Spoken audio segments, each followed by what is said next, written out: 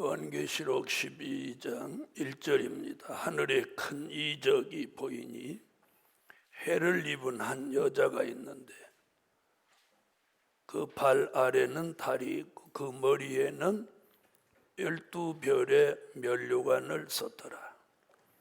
이 여자가 아이를 베어 해산하게 되매 아파서 애써 부르짖더라. 아멘. 오늘 본문에서 여자 이야기가 나왔습니다. 여자는 계시록 12장 1절로 6절에 해를 입은 여자와 요한계시록 17장 1절로 3절에 붉은 빛 짐승을 탄 여자. 계시록에서는 이렇게 두 여자 얘기가 나오는데 여자는 교회를 말씀한 겁니다. 교회. 그러니까 해를 입은 여자와 붉은 빛 짐승을 탄 여자. 그러니까 두 부류의 교회가 나온다는 뜻이죠. 해를 입은 여자는 신령한 영적 교회로 보고 붉은 빛 짐승을 탄 여자는 큰 음녀 교회로 봅니다.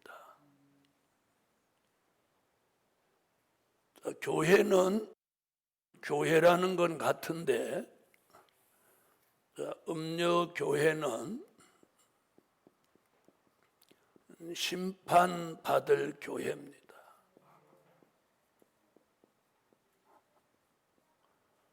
여기는 구원, 신령한 영적 교회는 구원받을 교회. 그래서 요한계시록에서는 교회라도 잘못 믿는 교회는 무엇 받을 수 있다? 심판받을 수 있다. 그럼 과연 심판을 받느냐? 계시록 19장 2절에 가면 심판받는 말씀이 나옵니다. 요한계시록 19장 2절 찾으셨으면 읽어주세요. 그의 심판은 참되고 의로운지라 음행으로 땅을 더럽게 한 큰 음녀를 심판하사 자기 종들의 피를 그의 손에 갚으셨도다 하고. 아멘. 거기 나오죠? 큰 음녀를 심판하사. 그래서 마지막에는 바로 믿는 교회는 구원하고 잘못 믿는 교회는 심판받는 것이 이게 교회의 비밀입니다. 그래서 계시록 1장 20절에 보면 교회의 비밀이 거기 나오는 거예요. 교회의 비밀이 있다. 아멘. 자, 그럼 지금 계시록 12장에서 말하는 이 해를 입은 여자는 무엇 받을 교회? 구원받을 교회다.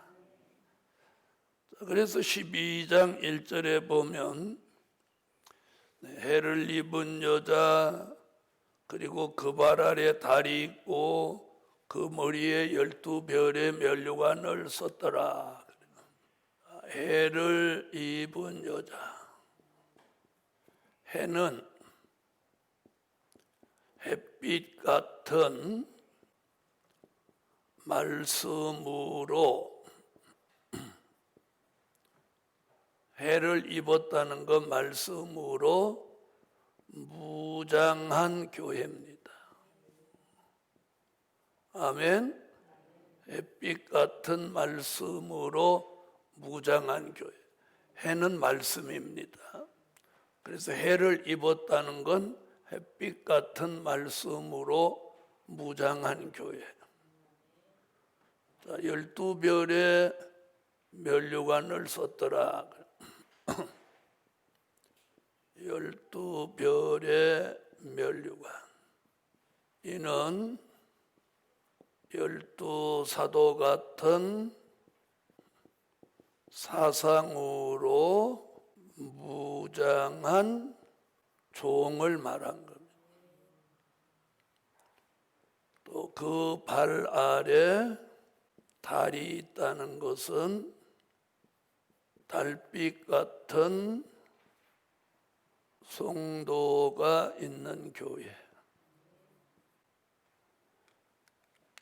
별이나 달은 스스로 빛을 발하지 못합니다. 그래서 빛의 근원은 말씀입니다. 말씀.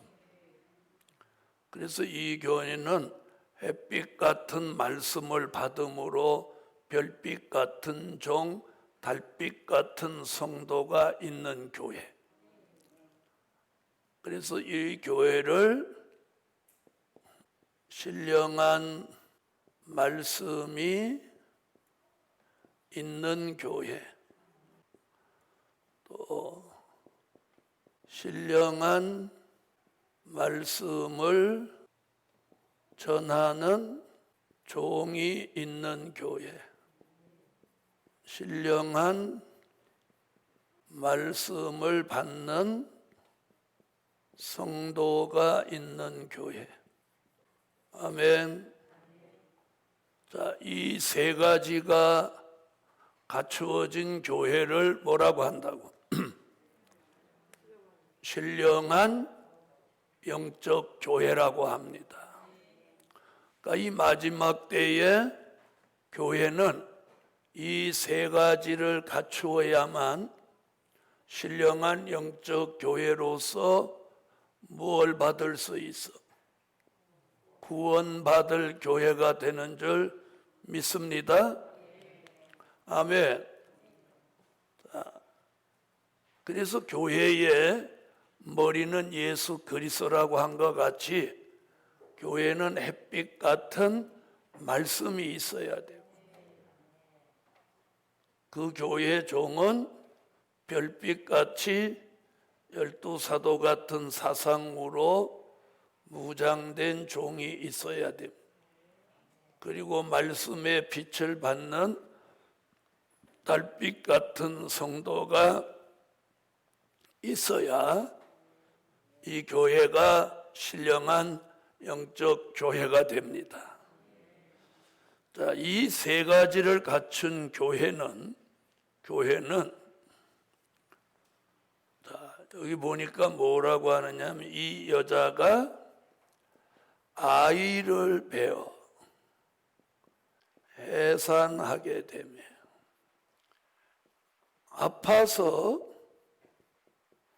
애써 부르짖더라.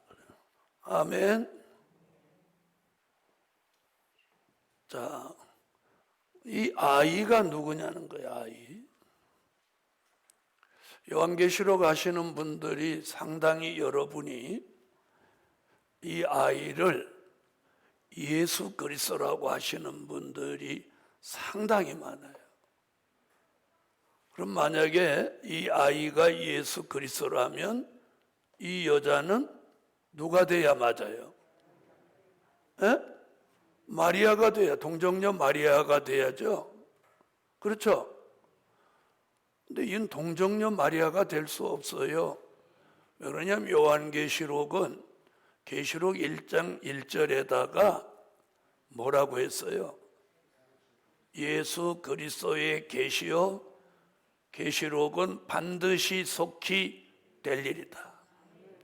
그리고 요한계시록의 기록은요, 주 95년경 예수님이 밤모섬에 오셔서 사도 요한을 만나서 계시 속에 기록한 말씀이 요한계시록이에요. 이거는 예수의 탄생을 기록한 게 아니라는 거예요.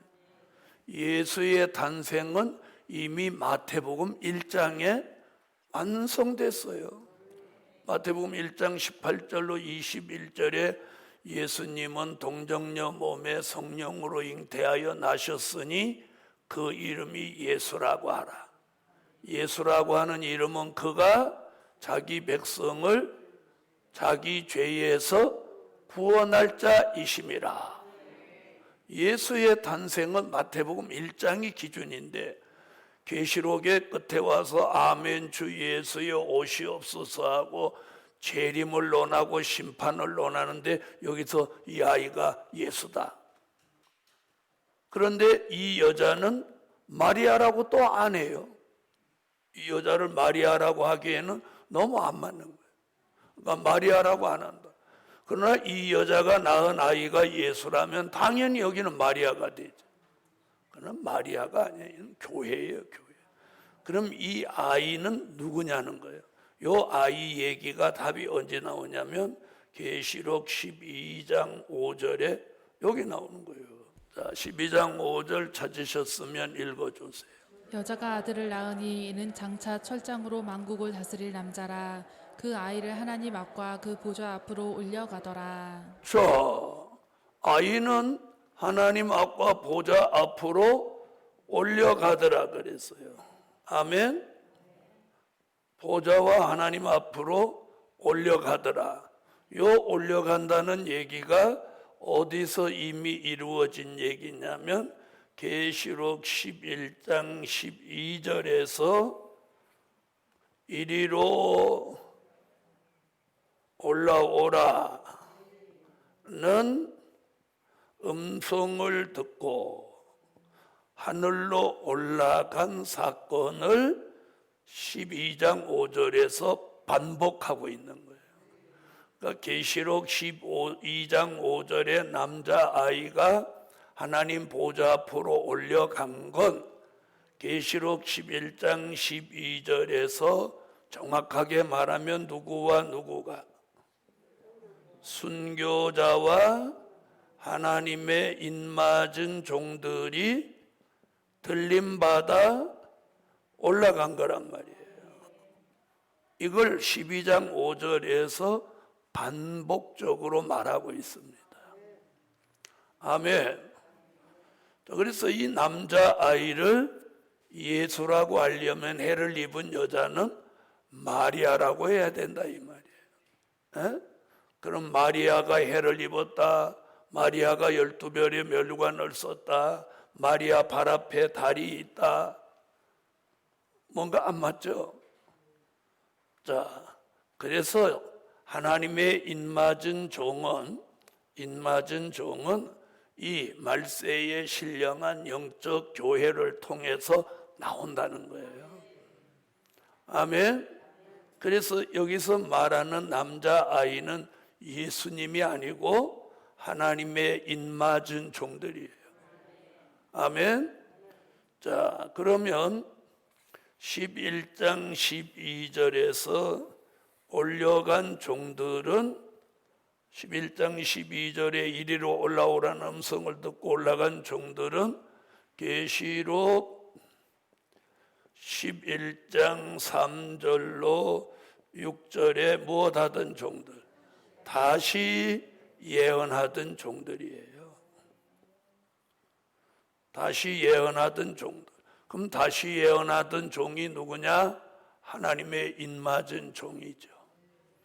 자, 그 다음에 아이를 베어 해산하게 되매 아파서 애써 부르짖더라.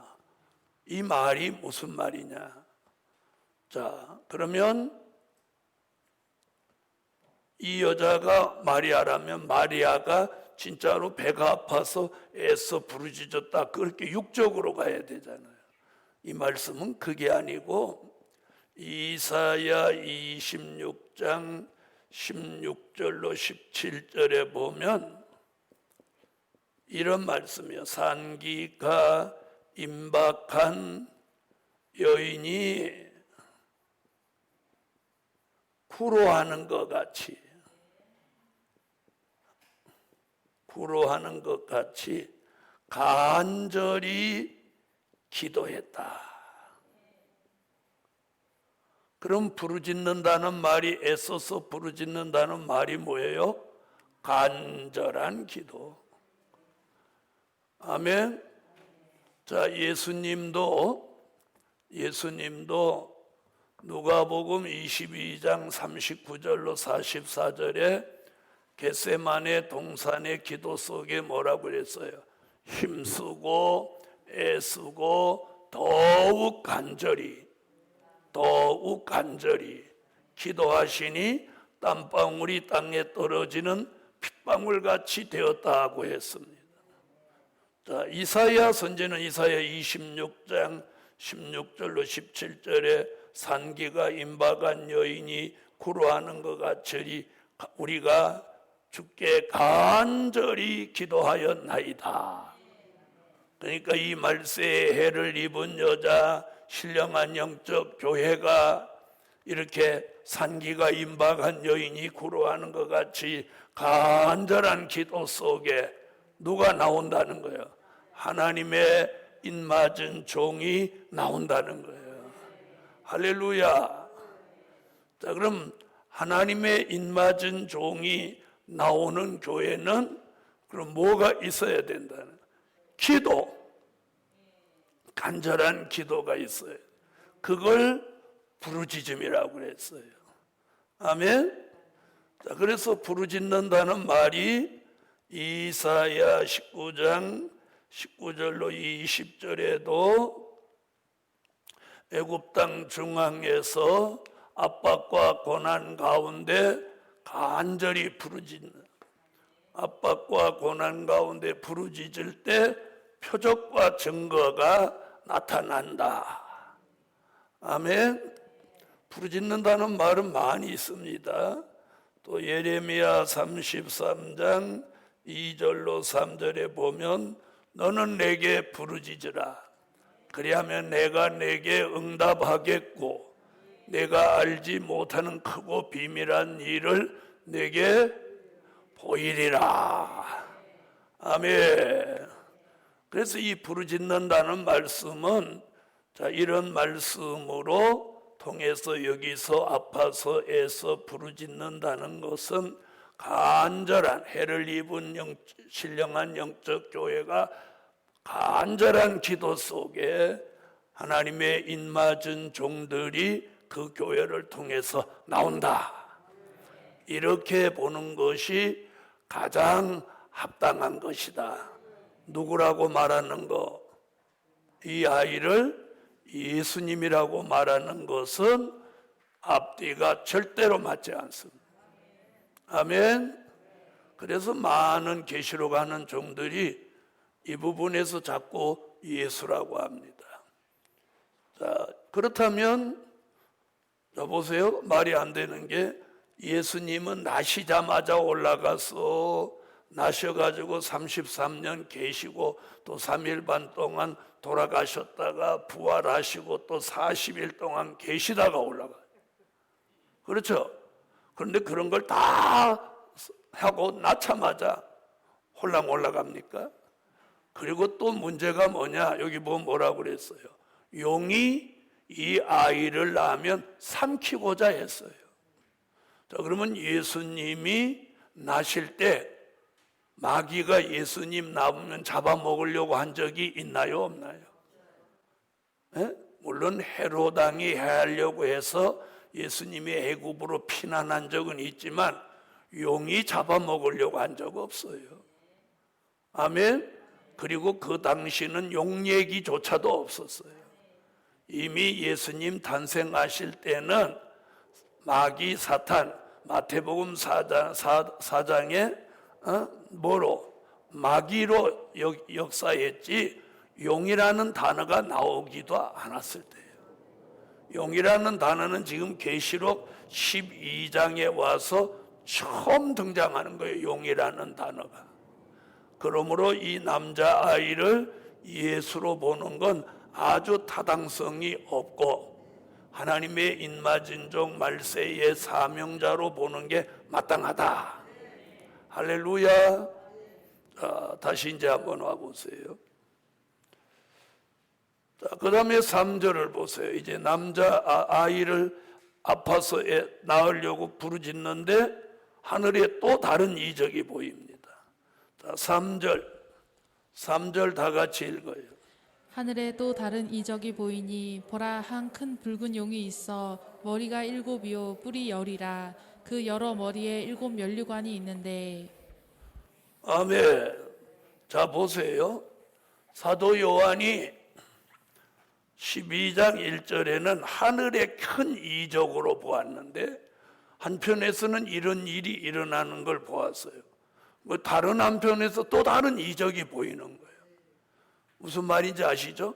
사도 요한이 반모섬에서 지금 기도 가운데 계시를 보니까 하늘에 큰 이적이 보이더니 이 얘기가 나왔어요.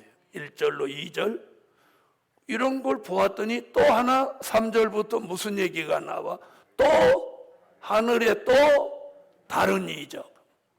또 다른 이적. 이 얘기 말고 다른 이적이 또 보이는 거예요. 보였죠? 자, 그럼 이제 설명을 잘 들어보세요.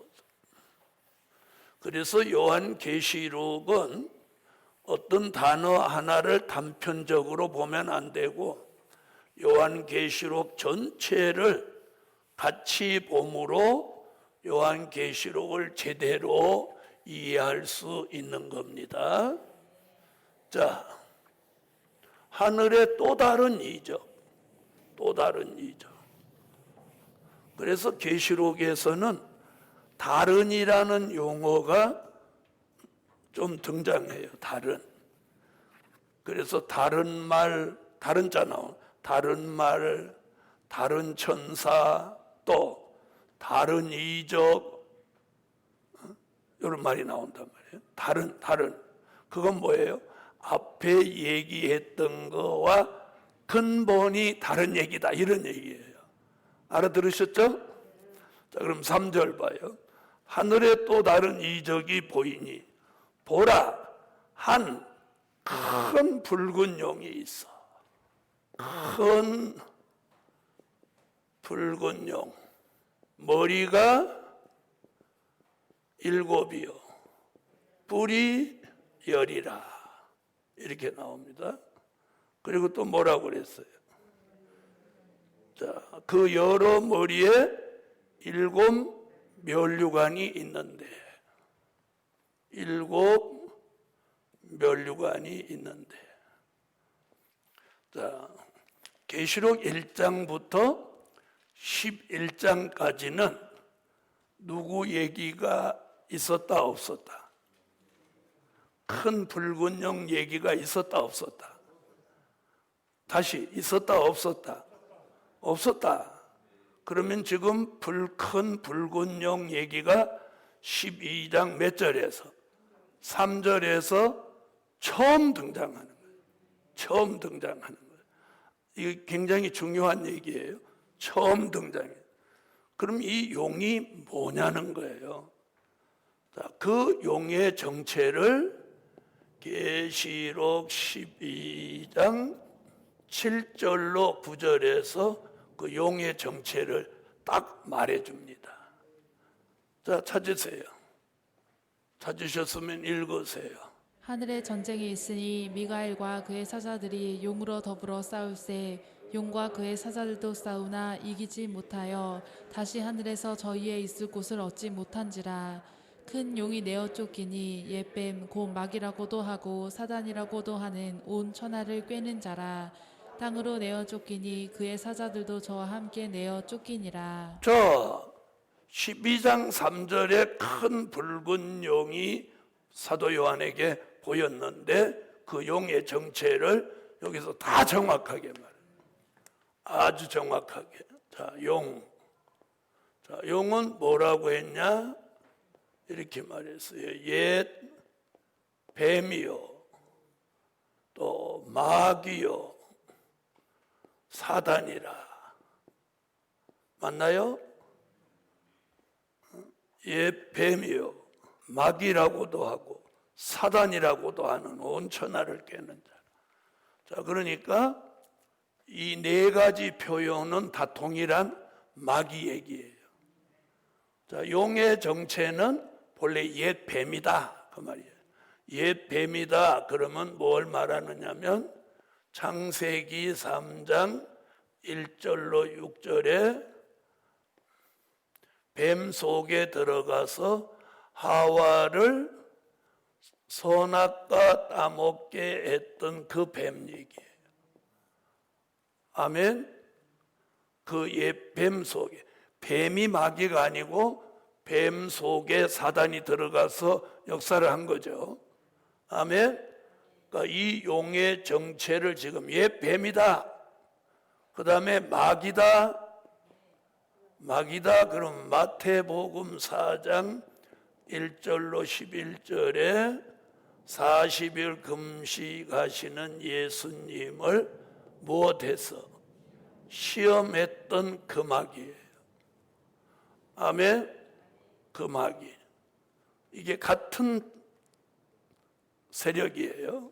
그 다음에 사단, 그러면 욥기서 1장 6절로 12절, 욥기서 2장 1절로 6절에서 욥의 집안을 풍지박산 냈던 그 세력을 말하는.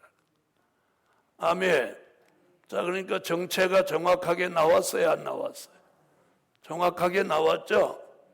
자, 그래, 그 붉은 용은 옛 뱀이요 마귀요 사단이다. 이것이 이제 요한계시록에서는 뭘로 둔갑을 해서 등장해요? 용으로 등장했어요, 용으로. 그래서 우리를 해하려고 지금 한단 말이에요. 자, 그래서 큰 붉은 용이로 등장했는데 그 정체를 12장 7절로 9절에 보니까 이렇게 정확하게 말했다. 뱀, 마귀, 사단이다. 자, 그런데 머리가 7이다 그랬어요. 그럼 이 머리가 7인 게 용머리가 그러냐? 그 말 아니에요. 요한계시록 13장 1절로 3절을 보면 여기 7머리 10뿔 가진 짐승의 정체를 말하는 거예요. 자, 요한계시록 13장으로 한번 가보세요. 그래서 7머리 10뿔은 그 정체를 13장에서 찾는 거예요. 자, 13장 1절로 3절 읽어주세요. 내가 보니 바다에서 한 짐승이 나오는데 뿔이 10이요 머리가 7이라. 그 뿔에는 10 면류관이 있고 그 머리들에는 참람된 이름들이 있더라. 내가 본 짐승은 표범과 비슷하고 그 발은 곰의 발 같고 그 입은 사자의 입 같은데 용이 자기의 능력과 보좌와 큰 권세를 그에게 주었더라. 그의 머리 하나가 상하여 죽게 된 것 같더니 그 죽게 되었던 상처가 나음에 온 땅이 이상히 여겨 짐승을 따르고. 아멘. 자, 그럼 보세요. 7머리 10뿔 달린 짐승이에요. 요 설명을 또 계시록 17장 9절로 11절에서 7머리에 대한 정확한 해답을 여기서 하는 겁니다. 계시록 17장 9절로 11절. 그래서 성경에 답이 다 있습니다. 자, 계시록 17장 9절로 11절 읽으세요. 지혜 있는 뜻이 여기 있으니 그 7머리는 여자가 앉은 7산이요 또 7왕이라. 5은 망하였고 하나는 있고 다른 이는 아직 이르지 아니하였으나 이르면 반드시 잠깐 동안 계속하리라. 전에 있었다가 시방 없어진 짐승은 8째 왕이니 7 중에 속한 자라. 저가 멸망으로 들어가리라. 자, 거기 나오죠. 자, 7머리는 7산이요 7왕이라. 아멘. 자, 그래서 여기서 말하는 머리가 7인 나라는 뭘 말하느냐면, 늘 썼는데 다시 한 번 더 써볼게요. 7머리는 하나님을 대적하고 나오는 대표적인 7 나라다. 자, 일곱 머리가 뭐냐고 묻는다면, 자, 이렇게 답변합니다. 자, 일곱 머리가 뭐예요? 일곱 머리가 뭐예요? 하나님을 대적하고 나오는 대표적인 일곱 나라. 그 나라를 애굽, 아수르, 바벨론, 메데 파사, 헬라,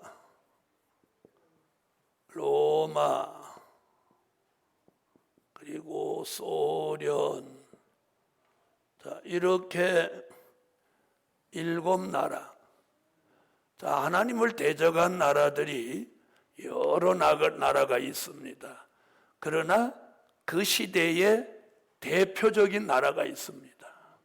예를 들면 어느 시대에 하나님을 대적한 나라가 뭐 세 나라다 그러면 그 중에서도 가장 대표적인 나라가 있겠죠.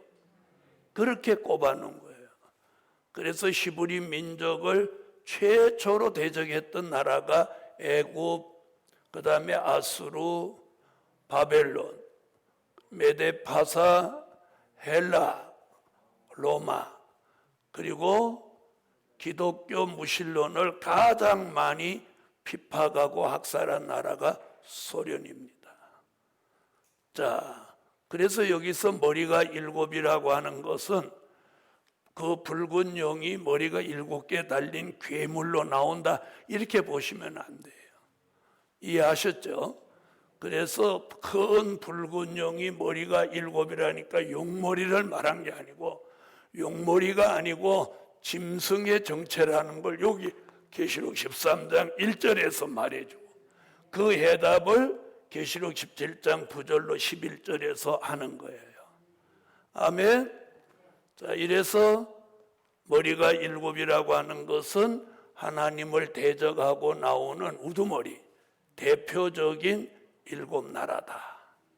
할렐루야. 그 나라를 굳이 구술을 한다면 이렇게 7나라, 애고로부터 소련에 이르기까지. 아멘. 자, 다시 와보세요. 자, 큰 붉은 용이 있어 머리가 7이요 뿔이 10이라. 자, 뿔이 10이에요. 자, 뿔이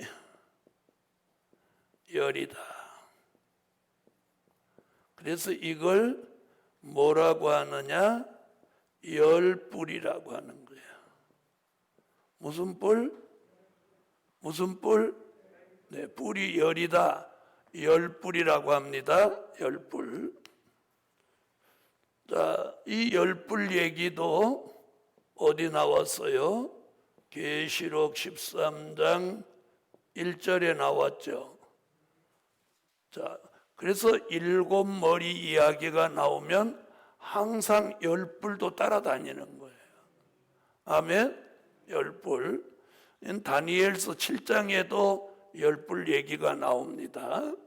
그리고 그 열뿔에 대해서는 계시록 17장 12절로 13절에 정확하게 답을 냈어요. 자, 우리가 한번 가보겠습니다. 계시록 17장 12절로 13절. 자, 찾으셨으면 읽어주세요. 네가 보던 열뿔은 열 왕이니 아직 나라를 얻지 못하였으나 다만 짐승으로 더불어 임금처럼 권세를 일시 동안 받으리라. 저희가 한 뜻을 가지고 자기의 능력과 권세를 짐승에게 주더라. 아멘. 자, 그 다음에 17장 16절을 보세요. 16절 읽으세요. 내가 본 바 이 열뿔과 짐승이 음녀를 미워하여 망하게 하고 벌거벗게 하고 그 살을 먹고 불로 아주 사르리라. 아멘. 거기도 열뿔 나오죠? 자, 여기 보면 이렇게 했어요. 다시 12절 보세요. 내가 보던 열뿔은 열왕이니 그랬어요. 그럼 보세요. 아까 9절로 10절로 한번 가보겠어요. 9절. 지혜 있는 뜻이 여기 있으니 이 일곱 머리는 여자가 앉은 일곱 산이요 또 일곱 왕이라. 자, 일곱 머리도 일곱 왕이 있어서 일곱 나라라고 한 거예요. 그렇죠? 자, 왕이 있다는 얘기는 나라가 있기 때문에 왕이 있는 거죠. 그렇죠? 나라가 없는데 왕이 존재하나요? 그래서 일곱 머리도 일곱 왕이라 그랬기 때문에 일곱 나라를 말한 거예요. 근데 열 뿔도 뭐라고 그랬어요? 네? 자, 12절. 내가 보던 열 뿔은 열 왕이니. 열 뿔은 열 왕이에요. 자, 그러면 열 왕이니까 여기도 나라가 있어야죠. 있어야죠. 그런데 그 뒤에 이렇게 말했어요. 열 왕이니 그래 놓고 자, 이렇게 말했어요. 아직 나라를 얻지 못하였으나 이렇습니다.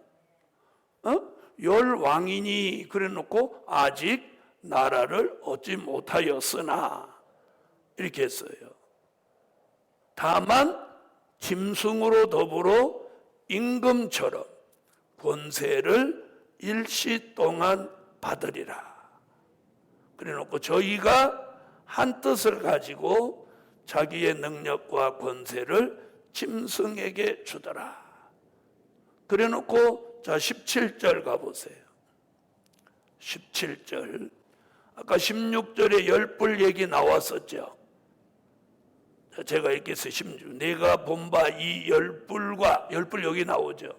짐승이 음녀를 미워하여 망하게 하고 벌거벗게 하고 그 살을 먹고 불로 아주 사르리라.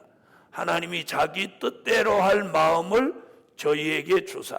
저기서 저희라고 하는 건 열뿔과 일곱 머리 짐승을 말한 거예요. 한 뜻을 이루게 하시고 저희 나라를 그 짐승에게 주게 하시되 하나님 말씀이 응하기까지 하심이니라. 아멘. 자, 그럼 보세요. 자, 일곱 머리가 하나님을 대적하고 나오는 대표적인 일곱 나라인데 일곱째 머리 소련이 망하고 새로 등장한 나라를 여기서 뭐라고 하느냐면 여덟째 왕이라고 그래요. 여덟째 왕 11절 다시 보세요. 전에 있었다가 시방 없어진 짐승. 소련은 전에 있었다가 없어졌어요. 그리고 거기서 뭐가 나와? 여덟째 왕이 나오는 거예요. 여덟째 왕이 나오니 이는 일곱 중에 속한 자다. 아멘. 자, 그럼 소련이 붕괴된 다음에 등장하는 나라가 여덟째 왕이 되니까 이 나라가 지금으로 말하면 러시아인 거예요. 그 나라는 어디에 속했다? 일곱 중에 속한 자다. 그러니까 러시아의 전신이 소련이고 소련에서 파생된 나라가 러시아인데 그 나라가 몇째 왕이 된다는 거예요. 여덟째 왕.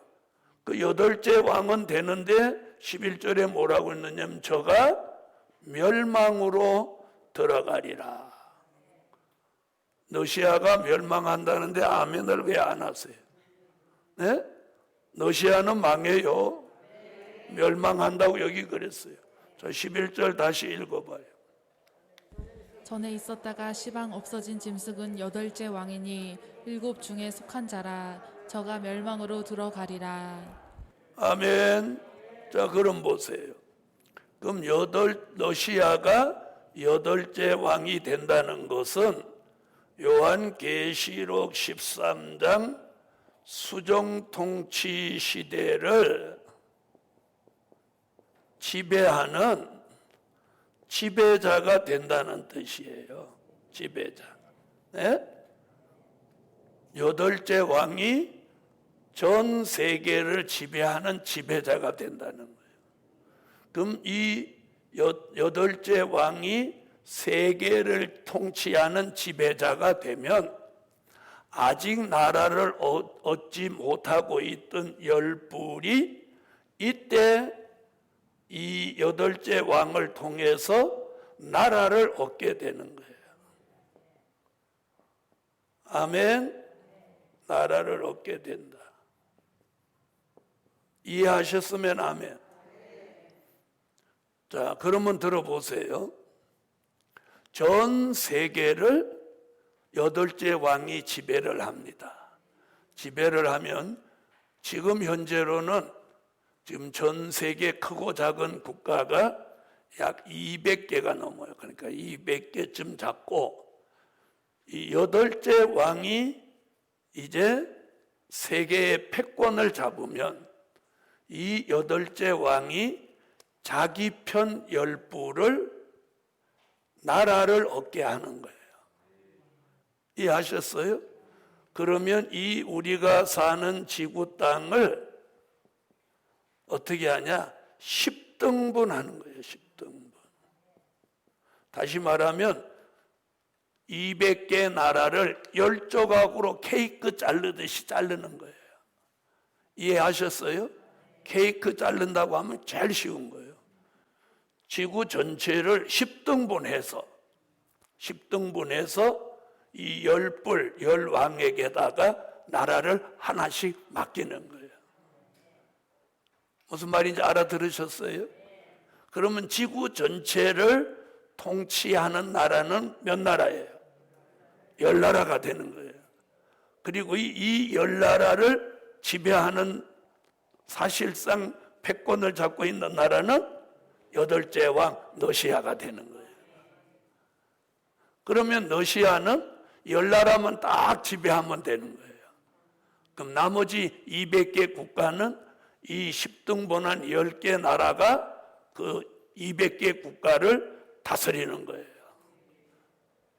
무슨 말인지 이해하셨죠? 물론 거기에 그 가운데는 영영이 사라지는 나라도 있고 존립하는 나라도 있을 수 있습니다. 그러나 나라가 있다고 해도 그건 그냥 명분일 뿐이지 전부 어디에 지배를 받아? 여덟째 왕의 지배를 열부를 통해서 다 지배를 받는 거예요. 그렇게 지배를 받는 시대를 우리는 뭐라고 하느냐? 계시록 13장 수종통치 시대라고 하는 거예요. 그걸 아까 읽은 17장 17절에 하나님이 자기 뜻대로 할 마음을 저들에게 주었다. 아멘? 그럼 잘 봐요. 자기 뜻대로 할 마음을 저들에게 주었다. 그걸 여기서 이렇게 말했어요. 자, 계시록 17장 12절 오세요. 내가 보던 열불은 열왕이니 아직 나라를 얻지 못하였으나, 그럼 왜 아직 나라를 얻지 못하였으나 이 말이 여기 왜 나오냐는 거예요. 그래서 여기서 가장 중요한 거, 자 여기 주목하고 보세요. 여덟째 왕은 7 중에 속한 자라는 말이 중요해요. 지금 계시록을 하시는 대부분의 종들은 여덟째 왕을 전부 중국으로 보는 거예요. 저만 러시아로 보는 거예요. 왜 러시아로 보느냐? 요 얘기예요.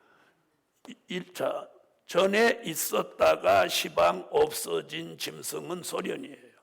그런데 여덟째 왕이 등장하는데 저가 7 중에 속한 자라. 요 말씀 때문에 중국이 아니고 러시아가 되는 거예요. 그 다음에 자, 열불을 많은 종들이 전에는 이시 공동체로 보았어요. 그러다 EU 국가가 되니까 유럽 공동국가, EU 국가, 그 국가들이 전부 다 시간이 되면 다 탈퇴하고 10나라가 남아서 열불이 된다. 이렇게 보고 있는 거예요. 그런데 지금 EU 국가 중에 탈퇴한 나라는 영국 하나뿐이에요. 다른 나라 탈퇴했어요, 안 했어요? 탈퇴할까요? 안 할까요? 안 합니다. 자, 그런데 보세요. 그럼 EU 국가들은 전 세계에서 가장 역사와 전통을 자랑하는 나라들이에요. 그렇죠? 금방 생긴 신생 국가가 있어요? 없어요? 예? 자, 유럽 국가에 금방 생긴 신생 국가가 있습니까? 없습니까? 없죠? 모든 계시로 가는 종들이 8째 왕을 다 중국이라고 하고 10부를 다 EU 국가라고 한단 말이에요. 저만 아니라고 하는 거예요. 그러니까 이 10부는요, 10부는 아직 나라를 얻지 못하였다 그랬어. 그 말이 뭐예요? EU 국가 아니라는 거예요. 8째 왕이 등장하면 새로운 신생 국가가 10개 나오는 거예요. 무슨 말인지 아세요? 그러면 그들에게 뭐라고 그랬어요? 자, 12절, 13절. 저희가 한 뜻을 가지고, 저희가 그런 건 누구예요? 7머리와 10뿔이 한 뜻을 가진다는 거예요. 그 한 뜻을 가진단 말 13절 나오죠? 그 한 뜻이 뭐냐? 17절에 답이 있어요. 17절 와보세요. 하나님이 자기 뜻대로 할 마음을 저희에게 주사 한 뜻을 이루게 하시고, 여기 한 뜻 나오죠? 아니, 나와요, 안 나와요? 그러니까 17장 13절에 말한 한 뜻, 그 답이 17절에 한 뜻을 이루게 하시고 저희 나라를 그 짐승에게 주게 하시되. 그러니까 이들이 한 뜻이 돼서 이루어진 나라가 뭐라는 거예요? 예, 계시록 13장 수종 통치예요. 그럼 수종 통치가 이루어지면 세계가 다 누구의 통치를 받아? 8째 왕의 통치를 받는 거예요. 그러면 자기를 추종하던 10부를 8째 왕이 세계를 10등분해서 10나라로 케이크를 잘라주듯이 쫙 잘라서 주는 거예요. 그래서 13절에 뭐라고 하나 보세요. 저희가 한 뜻을 가지고, 아니 앞에 12절, 10뿔은 열왕이니 아직 나라를 얻지 못하였으나 다만, 여기 나와 짐승으로 더불어. 그러니까 10뿔은 이 8째 왕 짐승이 없으면 아무것도 아니야. 알아들으셨어요? 자, 그래서 여기 뭐라고 했는데, 다만 짐승으로 더불어 임금처럼 권세를 일시 동안 받으리라. 일시 동안.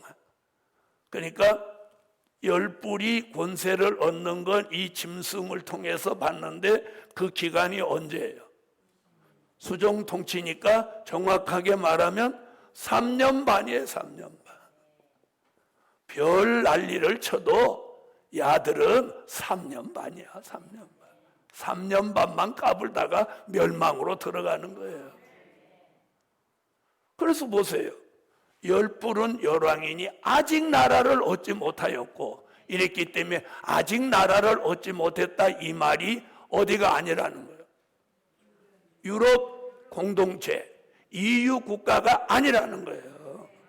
알아들으세요? 그래서 8째 왕으로 등장하면 수정 통치를 하기 위해서 10뿔을 통해서 10나라로 지구를 10등분해서 지배한다. 이거예요. 그게 무슨 뜻이다? 한 뜻, 누구하고 뜻이 같다는 거예요. 이 짐승 8째 왕과 10뿔이 뜻이 같다는 거예요. 그래서 만들어진 나라가 짐승의 나라다. 근데 이것까지도 누가 허락하신 거예요? 자, 17절 다시 봐요. 하나님이 자기 뜻대로 할 마음을 저희에게 주사. 이것도 하나님이 허락한 거예요.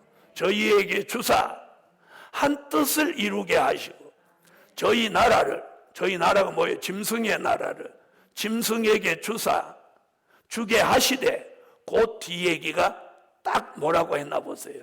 조건부예요. 주게 하시되, 그 다음 읽어봐요.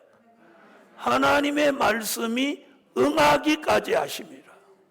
그럼 여기서 하나님의 말씀이 응하기까지를 어디에다 기준을 둬요? 이게 계시록 11장 15절 몇째 나팔? 7째 나팔이에요.